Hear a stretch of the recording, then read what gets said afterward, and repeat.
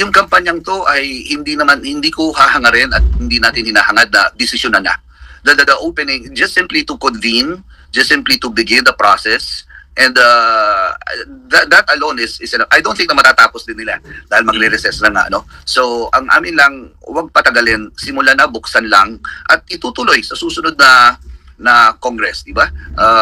Posible naman yun eh. Ang amin lang, huwag patagalin, huwag iantala, huwag nating maselan, importante yung bagay, bigyan natin ng sapat na halaga at oras. Are you frustrated with the Senate now? In particular, Senate President Jesus Escudero, because they haven't begun the Very impeachment trial? frustrating. Very frustrating po ang saloobin ko ngayon. And kaya humahanap tayo ng paraan. We're looking for ways and means on how to get their attention, and hopefully still praying fervently that they would heed this appeal. Sa basa ninyo po, bakit sa tingin nyo, hindi pa sinisimulan nito ng mga senador, kahit ang nakalagay nga sa konstitusyon, shall forthwith proceed with the impeachment trial? Kampanya, they have, and they're entitled to all these excuses, ano? Kampanya, kulang daw sa budget, o kulang sa suhol, hindi alam kung ano ang tindig ng Malacanang, personal gains, what do they have to gain about from this, ano? Yun ang nakakalungkot. That adds more insult to injury na ganito ang nagiging pananaw ng karamihan. So, sana sa simula ng Kwaresma, meron tayong tinatawag na repent and renewal. Ito sana yung maging daan at pumukaw sa mga senador na gawin yung tama. Speaking of frustration, no? Sabi nyo, frustrating sa inyo itong mga nangyayari, pero hindi ba frustrating din yung kailangan pang patunayan na merong clamor to pressure the senators to do their constitutional duty? Kasi wala naman nakalagay dun sa constitution na kailangan may clamor para kumilos sila. Mismo, you said it right. And hindi ko rin the reasons that I gave a while ago are obviously things that's so evident, ano? Hindi ko makitaan kung bakit at bakit tinatatagal. Ano ang dahilan? Ano ang tunay na dahilan? Pera ba? Kailangan ba lumikom ng salapi at mabayaran? Hindi naman dapat ganoon eh. Hindi naman dapat ganoon talaga. Yung constitutional mandate that should suffice, that should be enough for them to do the right thing. Or baka bukod sa election, Father, takot sila kay Sara Duterte. Dahil, di ba, unwilling to take that gamble. Paano kung hindi matuluyan, hindi ma-convict? Walang sapat na numero. Hindi markado yung mga boboto for impeachment, for conviction, di ba? Marami silang way eh. Yeah, totoo yun, ano?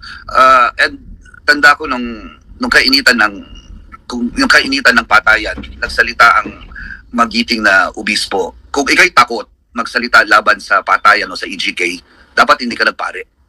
Ngayon, I say the same thing.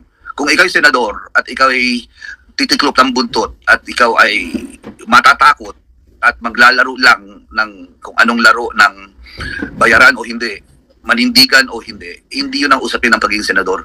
Pagiging usapin ng senador ay manindigan para sa bayan at gawin ang nararapat para sa kinararami. Hindi usaping baka hindi ako paboran, baka hindi ako kuha ng boto sa Davao. I don't think that is the kind of senators that we need these days, lalong higit sa mga panahon ito. Kasama po ba, Father Flavi, sa strategy ng grupo ninyo yung individually, lapitan yung individual senators para kausapin sila? Gawin niyo naman yung trabaho ninyo. Yes po, kasama po yun at kakatok tayo sa kanilang mga pinto at sana'y pagbuksan at pakinggan at higit sa lahat, magdesisyon. May ano na ba, initial efforts na ba kaya to reach out to them? Wala pa at dahil sa gusto natin ilatag muna, i-launch ito at ipakita sa madla na mayroong klaseng kampanya na nagaganap at sana tangkilikin po ng mga kababayan at lalong higit ng Senado. May tulong po ba sa inyo yung mga obispo, no? Kasi ilan ba yung ating dioceses? 81 ba? 82? Yes. Opo, 82. Meron kasi, na... kasi kung gagamitin yung struktura ng Catholic Church dito sa Pilipinas, may presence siya all over the Philippines. Meron ba kayong parang coordination na, kung gusto namin magpapirma, hindi nyo kailangan endorso, pero just make the pieces of paper and the links available. Meron po bang ganun mga usapan? That is part of the core strategy. We are with priests and allied bishops na tutulong sa ganitong klaseng strategiya. Okay. So target nyo at least 1 million signatures, and then kung sakaling makakalap ninyo ito, paano gagawin nyo ron? Yung walk us through, anong gagawin nyo rin sa 1 milyong signature na yan? Honestly, it's still nasa talking points pa rin, ano, what do we do with this? But definitely it hopes to reverberate doon sa clamor, o ito ang clamor ng 1 milyong Pilipino sa ganitong kabilis na panahon. We have this. At 1 milyon na 1 milyon. Hindi ba kayo na disheartened dun sa binitawang katagarin ni Senate President Jesus Escudero in one of his press conferences? Ang sabi niya, hindi raw siya magpapapressure kahit kanino. Hindi naman dapat talaga siya i-pressure. Dapat gampanan niya yung kanyang tungkulin. At I don't know, I don't want to backstab or say anything that is ugly, but I just would like to convey that I'm frustrated kung bakit ganito ang desisyon at pinatatagal ng ganito.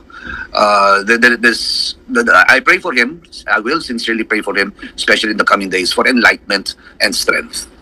Okay, may mga nagtatanong dito paano raw sila lalagda. Yun nga, bukas kasi formally ilulunsad yung signature campaign, no? Anong oras po ba at saan gagawin yung launch?